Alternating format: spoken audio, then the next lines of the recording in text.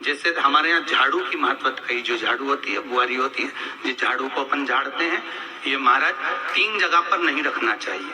कितनी जगह पे नहीं रखना है? 3 जगह। पहला, जिस कमरे में पति पत्नी दोनों सोते हो उस कमरे में झाड़ू कभी मत रखना, क्योंकि पति पत्नी में क्लेश बना ही रहेगा, आपस में प्रेम स्नेह नहीं रहेगा। जिस कक्ष में पति पत्नी सोते हो रहते हो उस कमरे में झाड़ू कभी नहीं होना चाहिए, बुआरी नहीं होना चाहिए। दूसरा, जिस कक्ष में हॉल में लोग आकर बैठते हो और वहां कोई सोफा सेट लगा हो, कोई पलंग लगा हो, उस पलंग के नीचे, उस सोफे के नीचे झाड़ू नहीं होना चाहिए। सास और बहू का संबंध अच्छा नहीं रहता, विवाद होगा ही, ये पक्का। तीसरा, अन्नपूर्णा का स्थान जहां पर भोजन बनता है, आप भोजन करते हो, रसोई घर में झाड़ू नहीं होना चाहिए।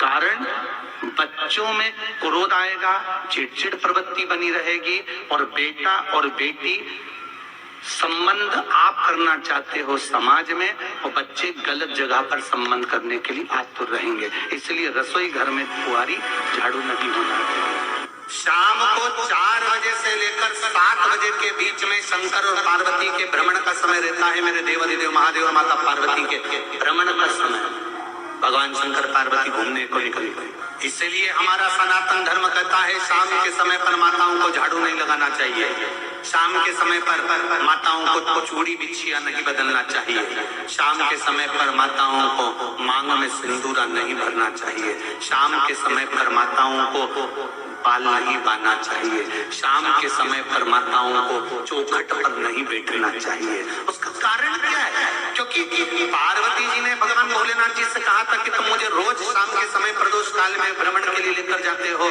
मेरे लिए आज्ञा क्या है? शंकर भगवान ने कहा, सुनो पार्वती, मंदिर के अंदर नंदी रहता है, जाने वाला यात्री जब मंदिर में मेरा दर्शन करने आता है तो नंदी के कानों में कहकर जाता है कि शिव जी को मेरे यहाँ लेकर आना।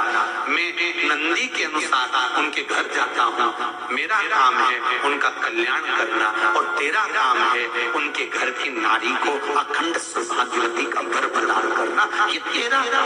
तब पार्वती माता ने कहा, अखंड सौभाग्यवती होने का वर मैं तो दे दूंगी, पर उस समय पर माताएं चूड़ी बदल रही होगी, हाथ से चूड़ी निकाल रही होगी, तुम्हें वर कैसे दे सकती हो? मांग भर रही होगी, तुम्हें वर कैसे दे सकती हो? उस समय पर चूड़ी बिछिया बदला जा रहा होगा, तुम्हें वर कैसे दे सकती हो? उस समय पर झाड़ू लग रही होगी, तो मैं लक्ष्मी को वहां कैसे भेज सकती हूँ? आप बताओ। तो शंकर भगवान ने कहा, प्रदोष का समय एक ऐसा समय होता है, शाम का समय ऐसा होता है जिस समय पर केवल शंकर और पार्वती की आराधना का समय होता है। हम तो कई लोगों से कहते हैं, अगर आपके यहाँ संपदा नहीं आ रही है, बहुत मेहनत कर रहे हो, फल नहीं मिल रहा, कहीं नौकरी, कहीं सर्विस या कहीं व्यापार या व्यवसाय में कहीं तकलीफ आ रही है, हम सबसे कहते हैं शाम का समय पकड़ लो, शंकर जी के मंदिर में दिया लगाना प्रारंभ कर दो। शिव मंदिर में अगर दिया नहीं लगा रहे हो तो बेलपत्री के पेड़ के नीचे दिया लगा।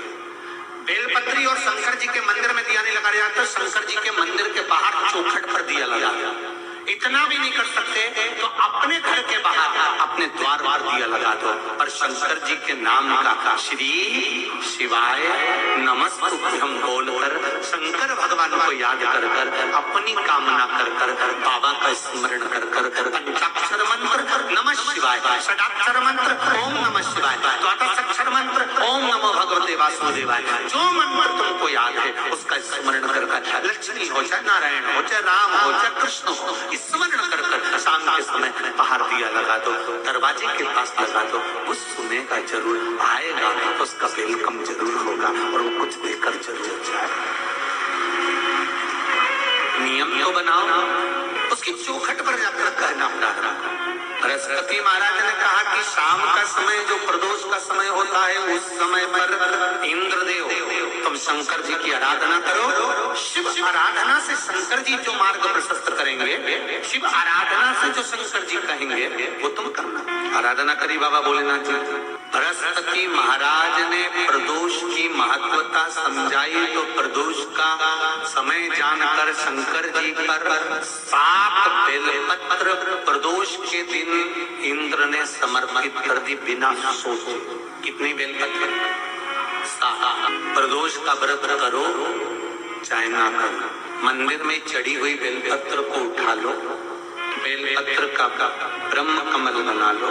ब्रह्म कमल का मतलब होता है डंडी बीच में रहे, आसपास पत्तियां रहे। 7 पत्ती का ब्रह्म कमल बनाकर, जैसे ये पत्तियां एक जैसी रखी हुई हैं, तो इसको फैला लिया। 7 पत्ती को आपस में फैलाकर ब्रह्म कमल बना। प्रदोष का व्रत करें ना करें, जरूरी नहीं है कि वृक्ष से ही पत्ती लेकर आओगे तो ही शंकर जी को चढ़ाओगे। शिव जी पे से चढ़ी हुई उठाकर धोकर ब्रह्म कमल बनाकर बाबा से विनय कर कर, हे प्रभु आज मैं इस काम के लिए जा रहा हूँ, बाबा मेरा यह कार्य है, बोलकर श्री शिवाय नमस्तुभ्यम बोलकर शिवलिंग पर समर्पित। दिन भर के प्रदोष व्रत का फल बाबा एक बेलपत्र समर्पित करने पर ही प्रदान कर देता है। शिव प्रदोष व्रत कर रहे हो उससे बढ़कर कोई प्रसन्नता नहीं, पर नहीं कर रहे तो प्रदोष के दिन या 12 महीने शिवरात्रि आती है, शायद आज भी हो, हर महीने शिवरात्रि आती है, प्रत्येक महीने की शिवरात्रि। शिव जी को रिझाओ तो श्री शिवाय नमस्तुभ्यम, श्री शिवाय नमस्तुभ्यम। श्री शिवाय नमस्तुभ्यम। दोस्तों, आपको मेरा ये वीडियो कैसा लगा? कृपया लाइक, शेयर और चैनल को सब्सक्राइब जरूर करें। नमस्कार।